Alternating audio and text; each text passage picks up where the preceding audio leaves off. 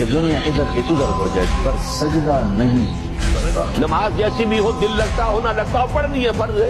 قرآن چیخ چیخ کے کہہ رہا ہے کہ جو نماز نہیں پڑھتا اللہ کے ہاں وہ مسلمان نہیں ہے. کہ نماز چھوڑ دینا ایک ایسا عمل ہے جس سے انسان اسلام سے نکل جاتا ہے. سب سے پہلا حساب جو لیا جائے گا وہ صلاح کے بارے میں. کہ وہ کافر ہے بندہ کو نماز جان بوجھ کے پڑھے. نماز کسی بھی حالت میں معاف نہیں ہے. نماز آپ نہیں چھوڑ سکتے.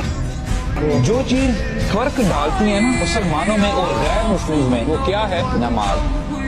سفر میں ہو، حضر میں ہو، بیماری میں ہو، خوشی میں ہو، غم میں ہو، یہ نہیں چھوڑنی.